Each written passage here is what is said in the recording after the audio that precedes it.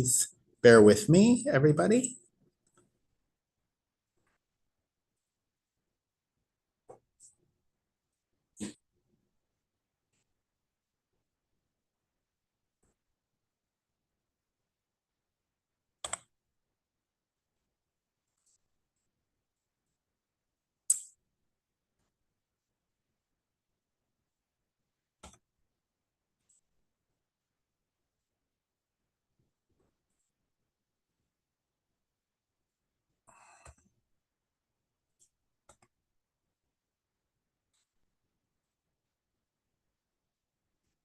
All right. I appreciate Becca, you being on video. It's I don't have anyone live in the room with me today, so I appreciate it having someone to look at. So for the rest of you who are here, if you can show your faces, I'd be grateful. Thank you, Jack. If you don't want to, that's okay too, but it's just helpful from a instructor point of view. And you're all muted and that's fine. Please simply, it'll be easier for me if you simply unmute and ask questions.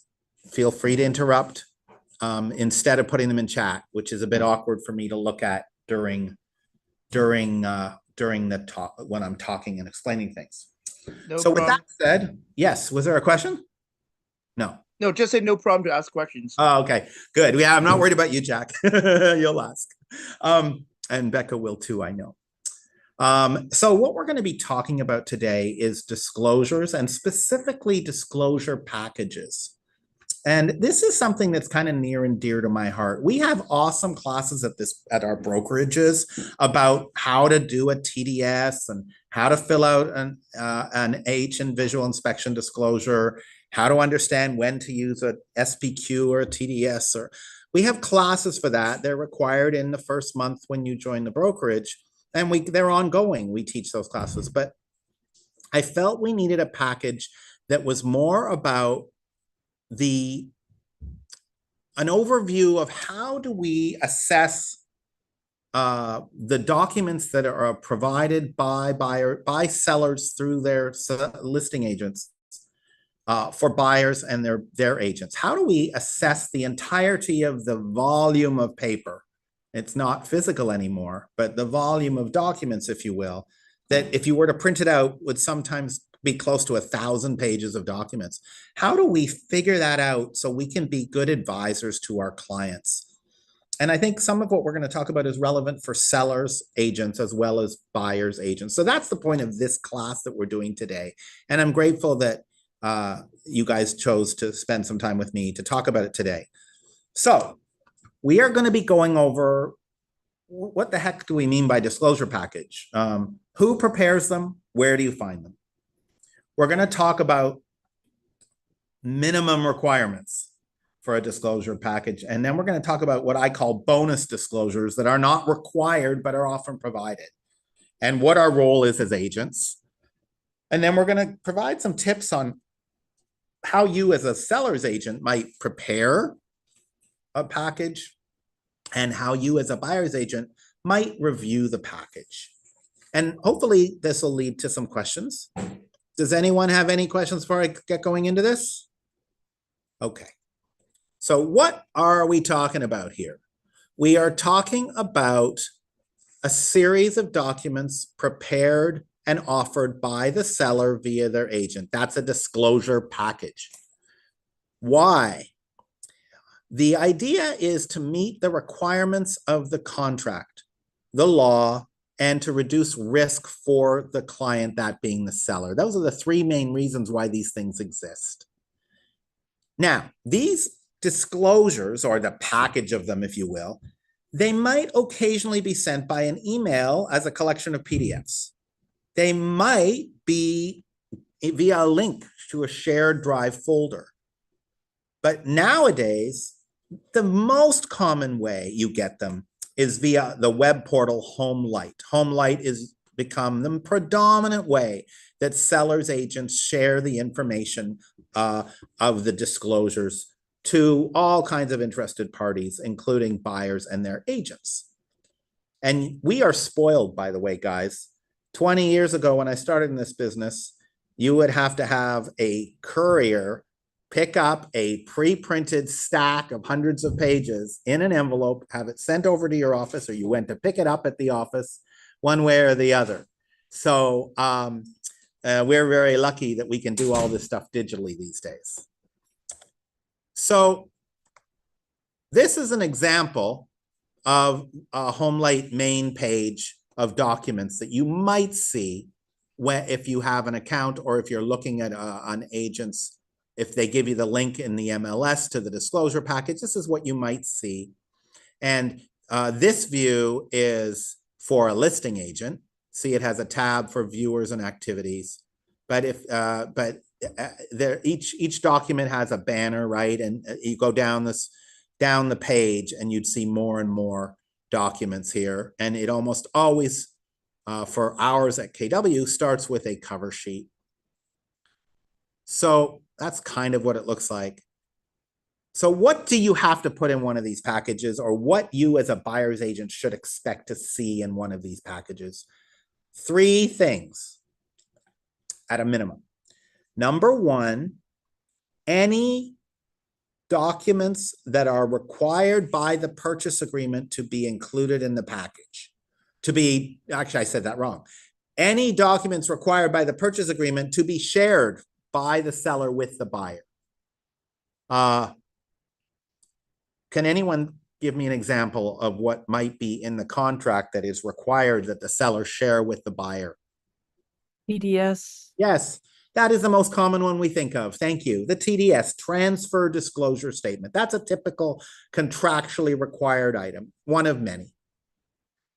There may be documents that are required by the law that are not technically referred to specifically in the purchase agreement, but which are referenced there, that the seller has to provide them. And then the third group, which you see a lot, are documents that are required that realtors have to share because they're members in the board of realtors, or that their own brokerages ask them to include.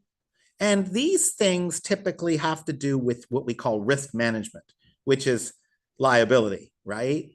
So a very, very common one of this nature. Actually, can anyone give me an example of a brokerage document that would be typically seen in a disclosure package, but is not really required by law or contractually required? It's kind of a hard question if you haven't seen lots of them. The answer, one of the common ones you will see all the time, is the square footage advisory. You'll see a disclosure that has the headline of the brokerage on it, and that'll say something like, the square footage of 1257 as published in the MLS and as published on the listing is not guaranteed. Buyers should investigate and measure square footages to their own satisfaction, blah, blah, blah. I would call most of the items under number 3 as CYA. Cover your assets. The idea there is that brokerages get risk averse after they get sued a number of times. Brokerages get super cautious. And so if you want to blame anybody for the fact we have so much documents and so much paper, we can blame all the people who keep suing because they weren't told this or they weren't told that. My agent didn't tell me that I should look for mold or do an inspection when I see what appears to be water damage or stains. I'm making that up. So we have all kinds of these documents for various reasons. Another common one you see is where the brokerage will say, we do business with these 3 or 4 affiliated companies. And we are disclosing now that we do business with these 3 or 4 affiliated companies. That's a pretty common one as well. So when you get this package of several hundred pages, you will have items that fit in box 1, box 2, and box 3 at the highest level. And that represents sort of the minimum standard. Sellers must provide all the documents that they're required by the contract deadlines. So if the contract deadline says that the seller has 7 days to produce all the documents that are required by the contract, they have 7 days to do it. But note, there is no requirement that the seller provide disclosures up front. That is a very East Bay thing. We don't see that outside the Bay Area very much at all. So you will be writing an offer for a buyer and you'll say to the seller, do you have any disclosures? And they will say no. Write your offer first, and then we will fill out disclosures and do anything. Now, I think it's bad business practice because it doesn't serve your seller well and leaves open a lot of possibility for the buyer to cancel the transaction if they don't like what they read in those subsequent disclosures.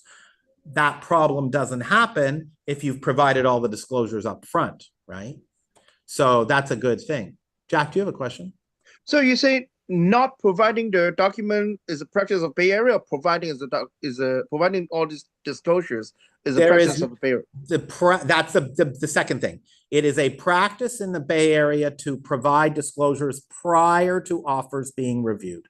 That is a Bay Area thing. It is by no means 100% even in the Bay Area. You will still find certain types of properties on the market where there's no disclosures, right? And this happens often with off-market deals too, by the way. The buyer sells to their neighbor, seller sells to their neighbor buyer, and they worry about disclosures after. Okay, so there's nothing wrong with that. The contract has provisions to protect both sides. I'm just saying we're spoiled. We're very spoiled. Okay. And I'm also saying that if I'm a listing agent, it's good practice to have to offer because it protects you from offers being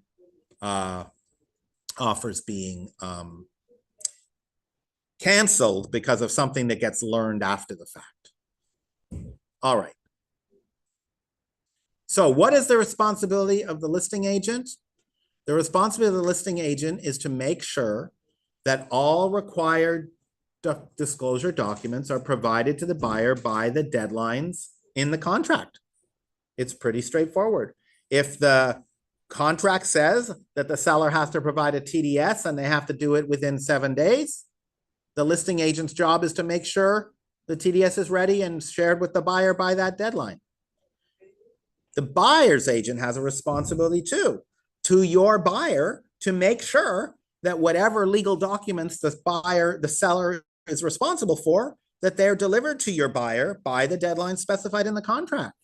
If it's a homeowners association and you don't have HOA docs by the deadline specified in the contract, you as a buyer's agent need to be on top of that and going back to the listing agent and arranging for it and taking whatever other action is appropriate.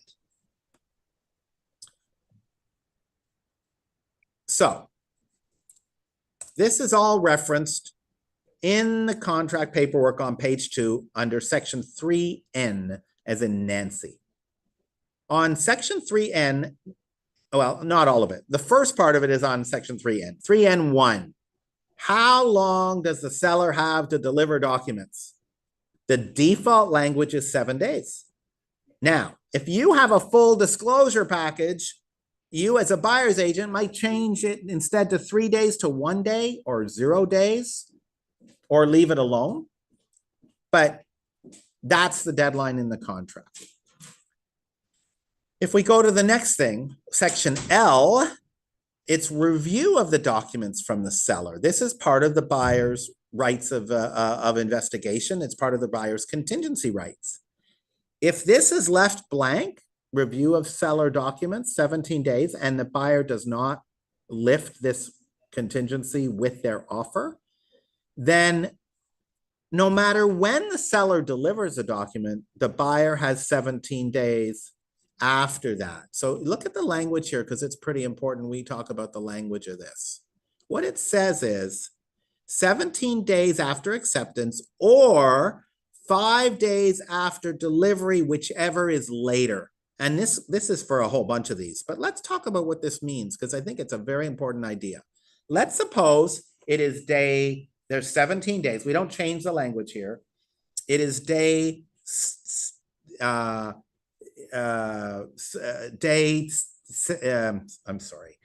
day 15 in the transaction and we still don't have the documents. We just phoned the seller's agent. Seller's ed said, I'll get them over to you right now. We're on day 15. what this is telling us is that a new deadline is created by the late delivery of these documents. And instead of the deadline being 17 days after acceptance, it's 5 days after the day that the paperwork is received.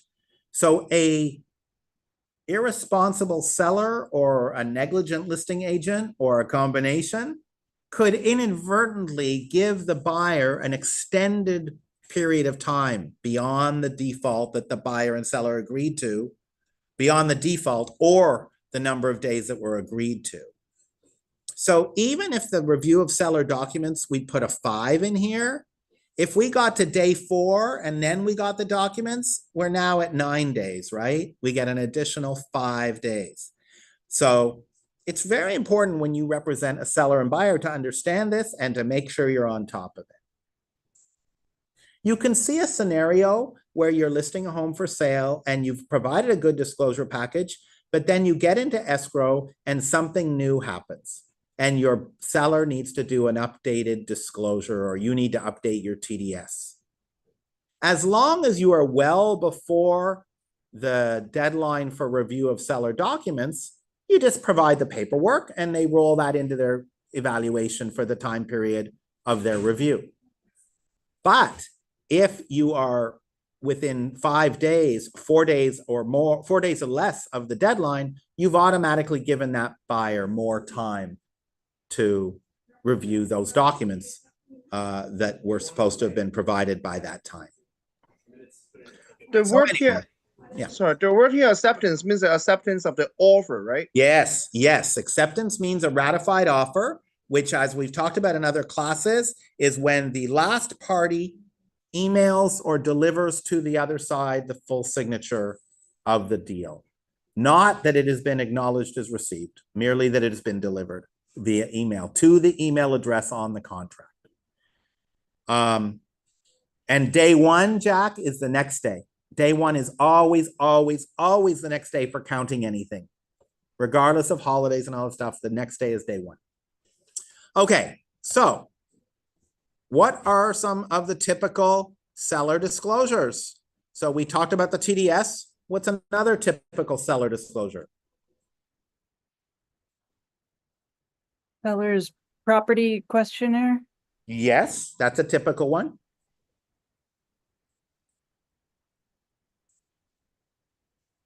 Inspection reports. No. Oh, that's buyer. Yeah, I use the word typical. So I guess yes, Becca, it is a typical disclosure that we see. So to answer the question appropriately, it is typical. I was thinking of contractually required ones like the HOA documents. I was thinking of if the building was built before 1978, you'd have a required lead-based paint disclosure. The listing agent visual inspection disclosure. The foreign status. There's a one for whether you are a foreigner by the IRS terms or not. We call it the FIRPTA. Those are just some examples of typical disclosures. So here are some typically required and expected disclosures. TDS, SPQ, listing agent AVID, lead-based paint disclosure. Preliminary title report is a disclosure. It's in the contract. NHD report in the contract. HOA docs in the contract. Your contract may have other contractually required, typically expected disclosures too, that can be written in. For example, in the city of San Pablo, it is usually written in that you will have a city of San Pablo inspection report. In Berkeley, there is often a discussion of the Berkeley Energy BESO, I forget what it stands for now, but the Berkeley Energy Ordinance, Energy Standards, I think it is. When might these standard disclosures not be required? When might they not be required? Any guesses? Selling a house for the court. Yes. If it's a court-ordered sale, such as a probate, absolutely. Some of these disclosures might not be required. Certain types of trust sales certain types of foreclosure sales. The point here is that when these things are not required, we use the word exempt, that the seller is exempt. Okay. And now the seller isn't exempt because they don't want to say. They're not exempt because they're losing money on the property. They're only exempt based on an ownership status or certain legal status associated with the property. So your job as a listing agent and as a buyer's agent is to verify that the property is or is not exempt, depending on what you've seen. So for example, let's suppose the seller tells you there's no TDS or SPQ because my seller is exempt. As a buyer's agent, you have an obligation to just check that. Just double check and make sure that's true. As a listing agent, you certainly do. Okay, but we can't always assume that a seller is exempt just because the disclosure is not provided. That's the bottom line there. So when in doubt, if you are a newer licensee, then you're going to ask your mentor or your productivity coach. You're going to, but whether you're not that or not, you can always ask your managing broker or compliance officer. Each office has one. And you can always reach out to BRLG. So for those of you who are new, BRLG is Broker Resource Law Group, and they are legal counsel to the brokerage that anybody can reach out to who is a licensee with the brokerage.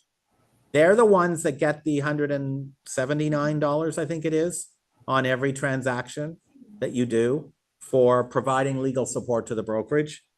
But if you've not closed a transaction, you might not have paid the $179 yet, so you might not know. But anyway, they're great. They will know the answer to these questions for you as well. I got one question, Stephen. Yeah, Just sure, Jeff. Of What course. about death in the property? So that's a great question. The death of somebody in the property does create a disclosure obligation, but as in my experience, it does not create an exempt status. So what it does, Jeff, is it tells the owner that they must disclose. There is a law that says that if someone died on the property within the last 3 years, you must disclose it. But the forms are still the same as a normal sale. They're not exempt from certain forms. What we're talking about here specifically, Jeff, is when do they not have to do full disclosure by way of the documents that are standard in real estate transactions? So in the case of someone dying on the property, if someone died in the last 3 years, including in a probate sale, they still have, that still must be disclosed. So for exempt sellers, there's something called the exempt seller disclosure, which is a one-page thing. And it has a line on it, Jeff, that says, did someone die on the property in the last 3 years? So it's kind of covered through that exempt seller disclosure so that the seller doesn't miss that legal obligation to provide that information. Great question. What about, I know we talked about this at one time. There was a property somewhere in San Jose, I guess, that the property was used for growing marijuana. Is that supposed to be, or not marijuana, but the other one, the meth? Yeah, meth lab. Yeah. So that does create disclosure obligations on the part of the listing agent. But it does not. So all sellers, regardless of whether they're exempt or not, have a legal obligation to disclose what they know about the condition and suitability of the property, and full stop. So whether they're exempt or not, that doesn't mean they don't have to disclose what they know about the property. And if it is known that the property was used as a meth lab, that absolutely must be disclosed. There is actually a special form for that, I believe, if my memory holds, that we can look up in the zip forms about disclosing about the potential use of the property for illicit purposes. Such a disclosure would not have anything to do with whether the seller is exempt or not, but would be covered under their obligation to disclose if they were aware of it. Okay. But Jeff, that's a great example of a question with a specific scenario you might ask the legal firm about. Hey, I've got a seller who's selling a probate. He never lived in the property. He's exempt, but he told me that when they found the house, they found it in this condition with that circumstance. Does he have to disclose it? And whenever you ask a lawyer, do they have to disclose it? The answer is always yes, by the way. Okay. Why? When in doubt, disclose, disclose, disclose, disclose. Anyway. Thank you. No, of course. So the great news for you guys is we have all these resources on zip forms to help you figure out what is the legal obligation around documents, whether a seller is exempt or not and for what reason. For different scenarios too, selling a foreclosure is second bullet, doing a lease rental, that's a third bullet, new home sales, fourth bullet. The top one though is really, really helpful. And this is not a linkable page, but you can go into zip forms and you can go check this out. And you will see that it says, what do you do for probates? What do you do for trusts? What do you do for this? What do you do for that? Very, very helpful and a good resource. So we talked about required disclosures. There are a whole bunch of bonus disclosures that are not required by law or by the contract, but which show up all the time. And you might call them typical.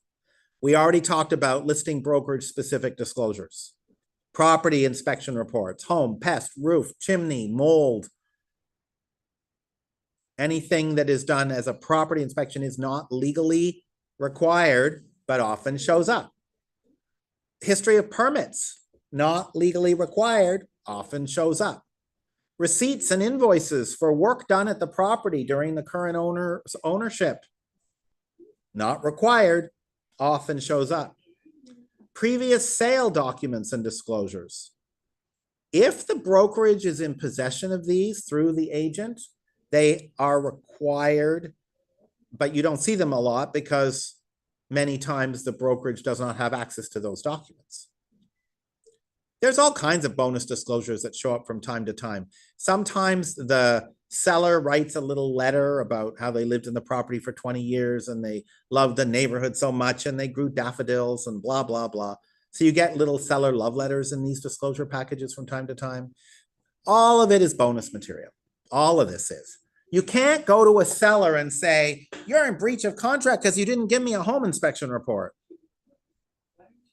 If you represent a buyer and your buyer wants a home inspection report, they should build a contingency into their transaction for investigation time so they can go do one. Now, there is a standard, again, in the Bay Area of doing home and pest inspection reports in advance, pulling receipts and invoices from your seller and any previous sale information and stuffing your disclosure package with as much as you can find. That's kind of a East Bay standard, not even East Bay, Bay Area standard, but it's by no means required. But why do listing agents do it then? Why do we go to the trouble? Because we want to insulate our seller from offers falling through. By having a full disclosure package, we insulate our seller. People who are buying know what they are buying. They are less likely to cancel because they didn't know about the crack in the foundation, or they didn't know about the fact the roof was 30 years old, or they didn't know that the owner had spent $40,000 on structural work in 2008 or whatever. So what is your role when you go represent people out there? So your role with sellers is helping them to understand their disclosure obligation. And guess what, guys? We have a form for this, which I'll show you in a little bit. The second thing we have is when we're working with buyers, helping them to understand the nature of the disclosures provided and encouraging them to review them. Now, when we are talking about reviewing disclosures or writing them, number one, we never, ever tell sellers what they should write or answer on any required disclosure document. Okay? We never tell buyers what is important and what is not important in the disclosure package. And that's tricky, right? Because your buyer, maybe they're a first-time buyer, maybe they're overwhelmed already, and now you just sent them 300, 400 pages of paperwork, right? And you're now telling them you can't tell them what to read? You can't tell them what to read. So here's how you do it. Here's how I recommend you do it. First of all, you emphasize with your clients that all the disclosures are important. Otherwise, they wouldn't be there. You encourage your client to ask you questions about everything they read. If they don't understand something, they shouldn't ignore it. They should ask you about it. And if they say, why can't you do that for me? You have to tell them that even though you're getting to know them and you're grateful that they trust you, what you focus on may or may not be important to them. And what you think is unimportant might be very important to them. Sometimes seasoned agents take a look at a home inspection report and they see all the reports about reverse polarity in a wall receptacle where the wires got crossed in the receptacle where you plug in appliances, right? And you, as a listing agent, after seeing this, or a buyer's agent, after seeing this hundreds and hundreds of times, may discount it. But it might be incredibly important to your buyer who happens to have a degree in electrical engineering and thinks it's going to be a fire if they don't get rid of all that reverse polarity in the receptacles.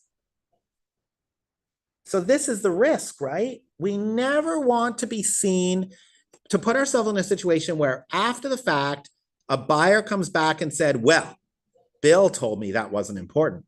He didn't mention that to me at all. That's the risk. So what can we do to make disclosure preparation and review easier for our client? What is possible? First, determine the required and optional disclosures necessary for serving your seller's needs. Second, review the CAR form disclosure information advisory, which we're going to look at in a second. You never tell the seller how to complete the forms, but if they ask you, give them resources on how to learn about what the questions mean.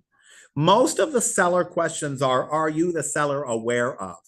And the answer is yes, no, yes or no. And if they answer yes, they're aware, they have to say what they're aware of specifically on the seller form. And if they answer no, they're saying they're not aware. That doesn't mean it doesn't exist. It simply means the seller isn't aware of it.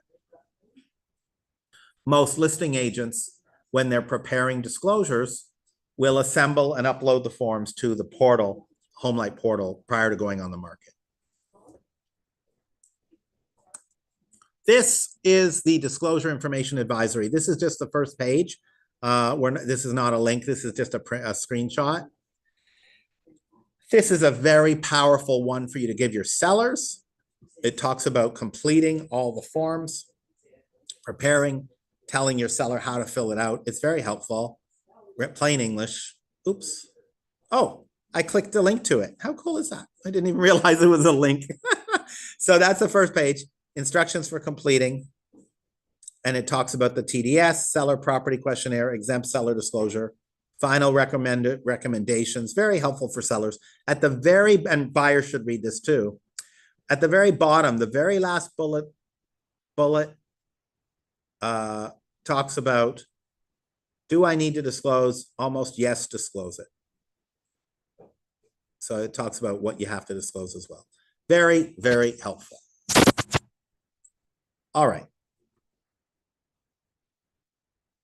So that's preparation. Now on the review side, ideally you want to share with your buyer any seller disclosures that are provided prior to you putting the offer together or signing and sending in the offer. It's very important that having taken a class like this, you communicate which seller disclosures have not been provided, right? Including typical ones that are bonus, like home and pest inspection, as well as, the prelim is missing, for example, right? Determine if any required disclosures are missing and determine a plan to obtain them. So a good buyer's agent who ostensibly has a full package of disclosures from a seller might phone the seller or email or text the seller's agent, phone the agent and say, hey, I'm getting ready to put together an offer. I don't see your home inspection report here. And they will say, usually, oh, we don't have one. Buyer can do their own inspections. The seller did not prepare a home inspection. That's but it doesn't hurt to ask if you think it should be there, right? A more common situation is there's no HOA docs. There should be HOA docs and there's no HOA docs in the file. That's more typical. Then you go and encourage your buyer to review the package carefully and ask you questions. And you want to reemphasize to your buyer, again, that they're the ones buying the house, not you. And your goal here is to help them make good decisions in regards to the disclosure package, not to tell them what to read. They should look at all of it. And then you talk about the deadlines, make sure your buyer understands the seller has X days to give you these documents if they're incomplete ones, if they're ones that are missing, and you have so much time to look at them after we get into contract. Now, it's very possible you want to write non-contingent, and if you choose to write non-contingent, that part goes away. You have to do the whole review prior to submitting the offer. So that's kind of where we're at with the formal part of this. Does anybody have any questions? Or any other questions? Jack?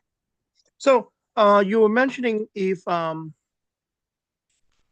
let's say I have a buyer client.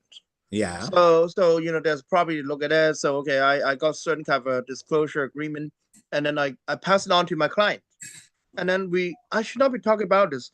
Like you say, you know, I don't want to be like telling them what to read to get involved in trouble. But when they mention, hey, you didn't say anything about that, you know, out of all this, they got lost. And if they miss anything they should have read, they thought they do, and decide and accept it, but later they say, hey, Jack didn't tell me that. What is the thing to, you know? I think that's a really good point, Jack, and I struggle with this myself. What I do, no, because I hear exactly what you're saying. You don't want to be the one that they say, you know, I wish I'd known about this, right? And quite frankly, it's overwhelming. Hundreds of pages of documents. What do you focus on? So what I like to do is tell my clients, ideally verbally, sometimes I put it into a document, but I will sometimes say, if you have to prioritize what you read the stuff that has seller handwriting or seller had to answer questions first. And then please review the inspection reports as 1-2 priority. And I might give them a direction around what to focus on first, second, third.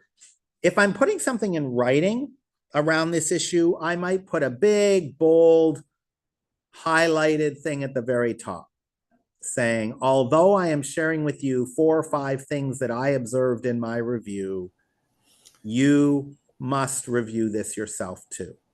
And what I'm sharing with you is not an exhaustive list, and I may have missed something that is very important to you. So you kind of, if you have to do something in writing, which I don't encourage, but if you feel it's really important, that's how I get around it, Jack, because certainly us as agents, we review the disclosure package for our buyers, right?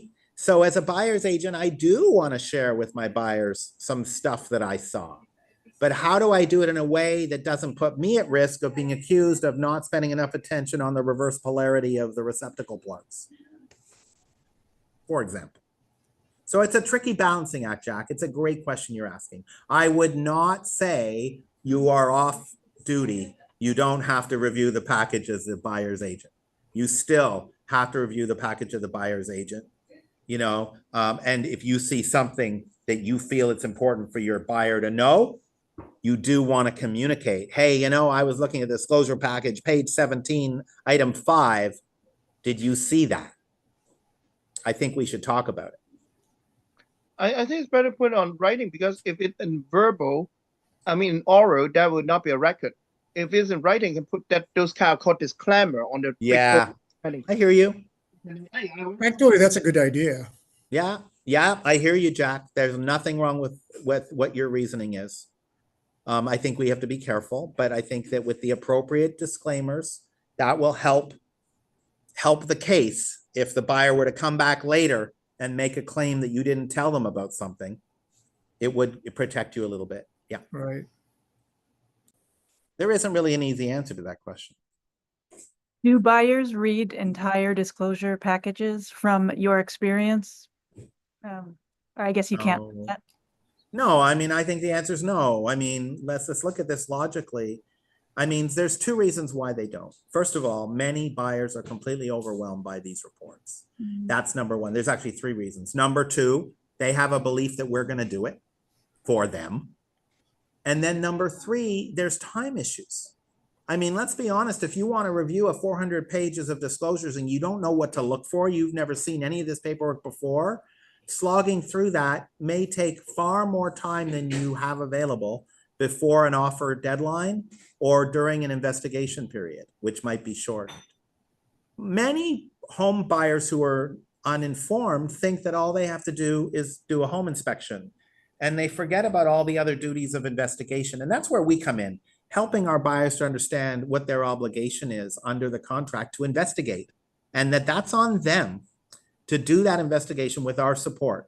And we will do our very best to facilitate getting answers to every question they have in a timely manner. But you're right, Becca. I mean, it happens a lot where the buyer, whether they admit it to you or not, doesn't read the whole thing. Actually, I'm a culprit on that one. You have a culprit. Wow. Yeah. Well, it happened. Yeah. So, the problem is, as agents, how do we protect ourselves? And the way we protect ourselves is by, red alarm, highlight the importance of reviewing these documents and understanding, knowing what you don't understand and asking questions about what you don't understand. Actually, not a culprit, meaning that I was the buyer and I did not I just relied on the agent telling me. So Jeff, let's suppose you moved in and you'd found something terribly wrong that your agent didn't tell you about. You might have been resentful of your agent, huh? Yeah.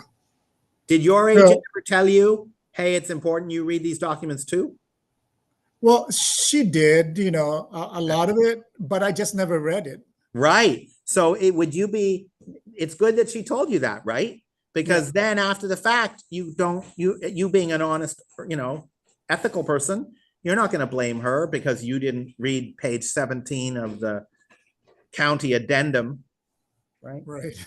Like, for example, these county addendum forms in Alameda County, it's like 22 pages at least 22 pages, sometimes more, of county stuff. In Alameda County, we have an ordinance around trees, or we have an ordinance around historic properties, or we have this, or we have that, and it's like it becomes a blur for most people. There's so many things buyers are thinking about when they're in escrow. Finances, moving schedules, are they making the right decision? How do they get the money from point A to point B in a time? I mean, there's so much on their mind. To ask them to start thinking about historical property designations, that's a lot. And we are never going to capture everything. I promise you, in your careers, there will come a time where the buyer realizes after the fact that you didn't tell them about something. I had it happen with me with supplemental property taxes, even though I did tell them. And that's the other thing. They don't remember that you told them. So you have to find evidence in writing that you did tell them. But I had a client some years ago who was upset with me because they got a notice from the county that they owed supplemental property taxes in their first year of ownership. And even though we had talked about it during escrow, they felt let down by me because that email came as quite of a shock. It was a bill for several $1,000s for supplemental property taxes in the first year of ownership. So now I make a big deal about supplemental property taxes when I write the offer and during escrow. And then a few months after escrow, I send an email saying, by the way, remember when we talked about that? That could happen. You're never going to cover all the scenarios anyway, but you do the best you can with the major ones. And at the end of the day, as long as you are honest and keep good papers on what you've said and did, and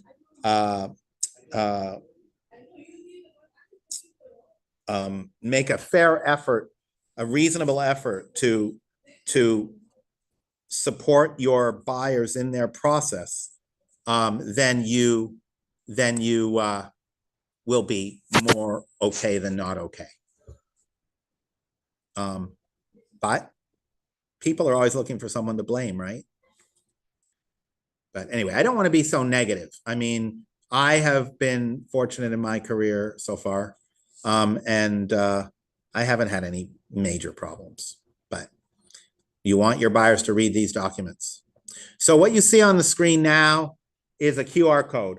If you click this QR code and answer a couple of quick questions, I will send you a copy of this presentation, which could be helpful to you to go through again. Does anybody have any other questions before we call it a day? All right. Thank you, guys. I Thanks, hope it was a Stephen. helpful conversation. Thanks, Stephen. Totally. Oh, that's very cool. Thank you. Appreciate it.